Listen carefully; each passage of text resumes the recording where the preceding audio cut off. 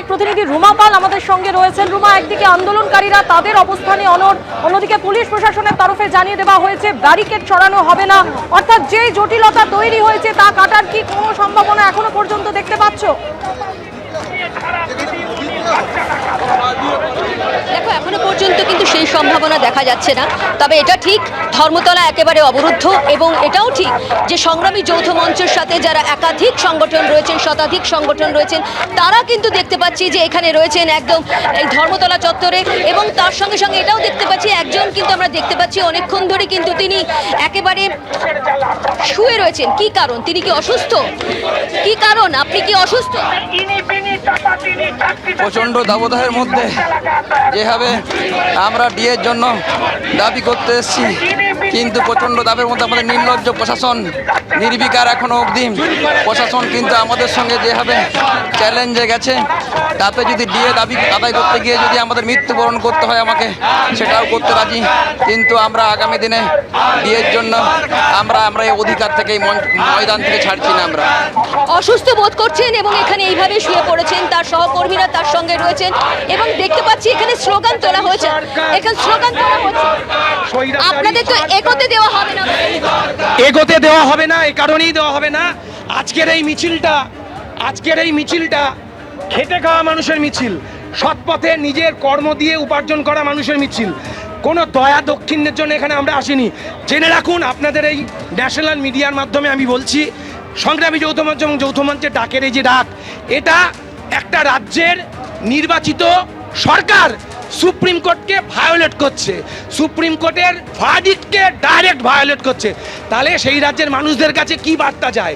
Supreme court order দিয়েছে সমস্ত বকেয়া দিয়ে কর্মচারী পেনশনার্সদের, এখানে যাদের দেখছেন তাদের সঙ্গীরা বহু জায়গায় বিছানায় রয়েছে, অবসরপ্রাপ্ত 70 অক্টাজেনারিয়ান, ন্যানোজেনারিয়ান, হেক্টাজেনারিয়ান মানুষজন রয়েছে, অশীতিপর অসুস্থ, তারা মৃত্যুর দিন গুনছেন, তাদের ওষুধ কেনার পয়সা নেই। কারণ দিনের পর দিন প্রায় একজন কর্মচারীর কারোর 5 লাখ, কারোর 7 লাখ, কারোর 10 লাখ টাকা আটকে রেখেছেন এই নির্মমতার সরকার।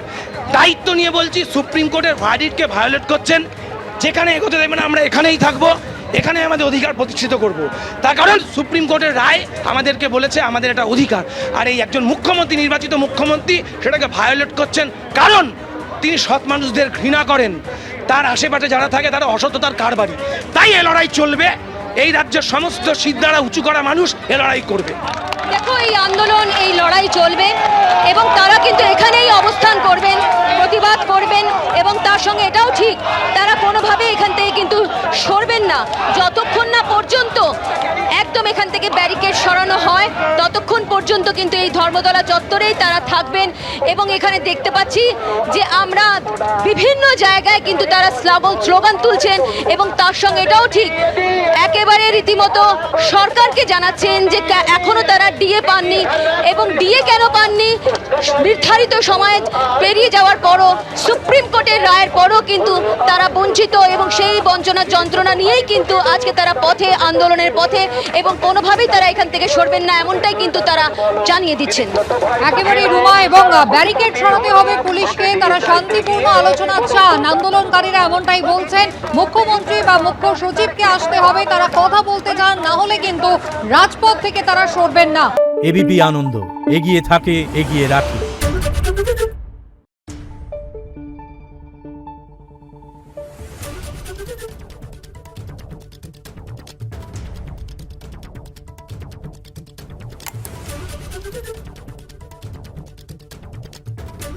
Thank you.